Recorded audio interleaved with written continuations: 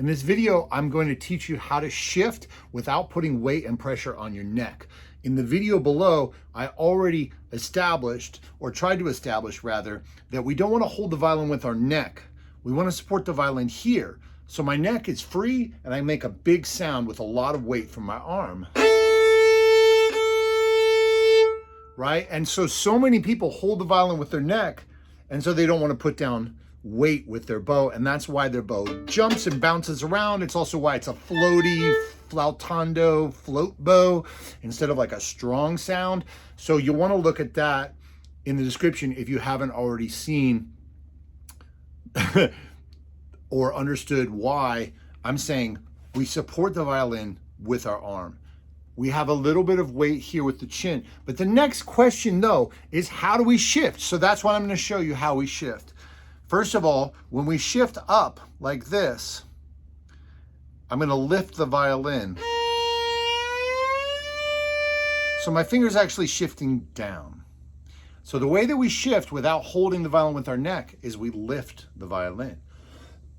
The only time where this really becomes an issue is on the downshift. When I go from here, that's where we need some support from the neck. But again, it's also where we lift the violin. So here are some exercises I'm going to show you how to practice this, all right? And these are all things that I learned from my teacher, Michael Davis. So we'll take first finger and we'll do it from G, okay, on the G string. And what we're going to do is this exercise. And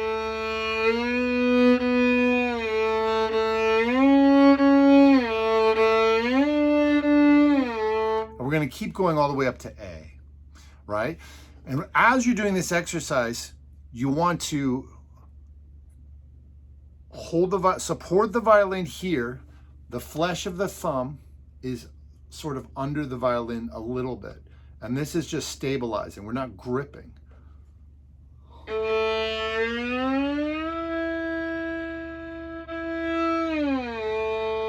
So it's like that. So I want you to just shift up, lift the violin up. Once you get where you want to get, just let the violin drop back down. It should be a slippy, slidey thing like this. And you can't miss that way because you're literally sliding into the note really slowly. Just try that. You can hit pause if you want. So we get up to here. Now we'll go back down. Same thing, we're going to lift the violin. And in the way down, we're going to let a little bit of the weight of our chin fall on the violin. And if it slips out a little bit, it's okay, you just reset it. So the whole exercise will look like this.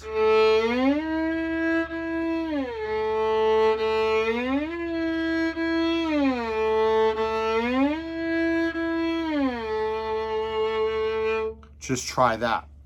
And then when you're ready, we're going to try going from first finger to all the degrees of the major scale on the way up like this. And you should do it slower than this.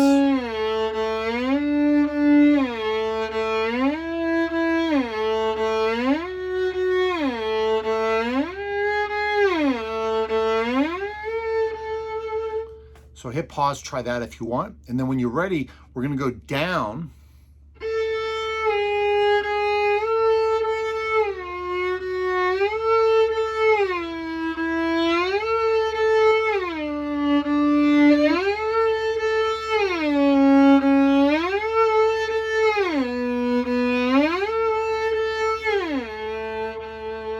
Again, we're always lifting for the shift and then letting the violin come back to about parallel.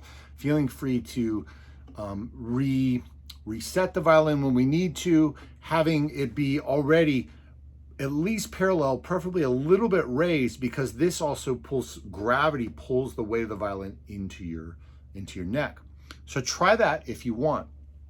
I also recommend that you do this with the reverse bowings of what I just showed. So what you're going to do is you're going to do first finger on one string, you're going to do second finger on another string, third finger on a different string, and fourth finger on a different string. So for example, let's say today I'm going to do fourth finger on the E string. So, and I'll reverse the bowing.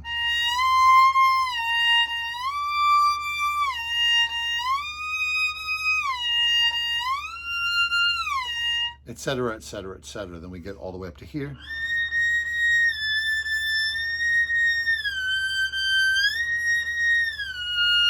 and we go all the way down. What you're going to notice is that your whole hand is going to move. So your first finger is moving, especially your first finger is moving along with those upper fingers. But this is a great warm-up for alleviating tension in the neck.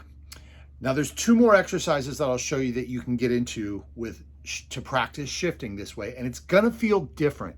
If you're used to holding your violin like this all the time, and you know that it's gonna feel very different. We can't eliminate all tension from our bodies, but it's beneficial to eliminate some. The older we get, especially, the more pain and injury that we're prone to get if we've got a lot of tension in our neck. And ultimately, by freeing up the space around the neck and making our bodies more fluid, we will have a more powerful sound because, again, we're putting more weight on here because we can support that weight without using our neck. So, playing around with the contrast of a really heavy weight and a totally light neck is a great thing to explore. So here are the 2 other exercises. For the next exercise, and again, you can do this on almost any string, but I'm going to pick the D string. We're going to do this.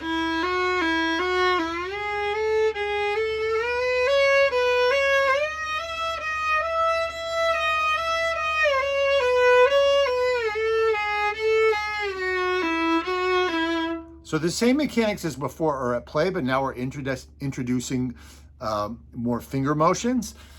So I'm going to show it to you slowly now. I'm going to go from here. Lift.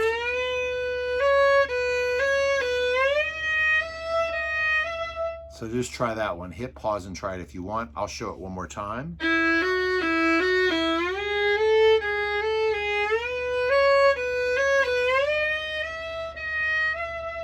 Try that. Now on the way down, again, this is where the violin wants to slip away sometimes.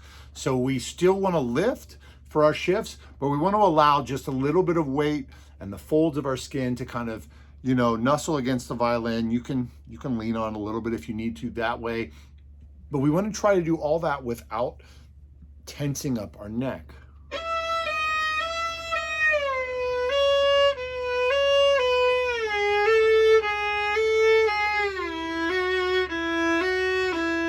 So that's kind of like the ghost movement, the secret movement that's happening behind, and eventually that speeds up.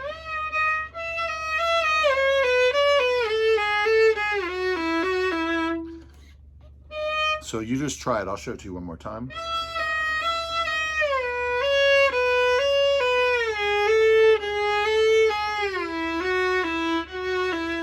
And then you can put the entire exercise together.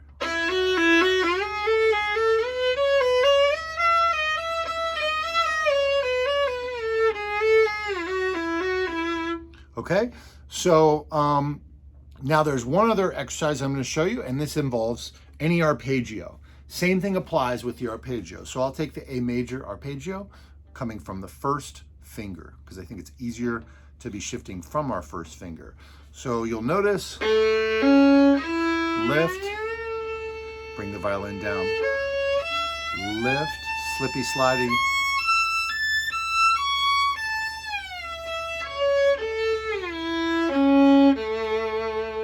that's the exercise. So even if we go back to what we were doing before,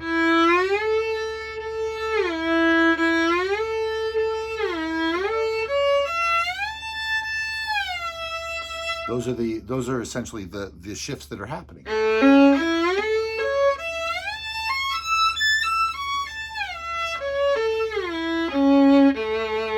And then you can do different variations of that. Hope you enjoyed this. Let me know what you think. Again, check the videos linked in the description, especially if you haven't heard me explain why we need to support our violin from here and not using our neck. Happy practicing.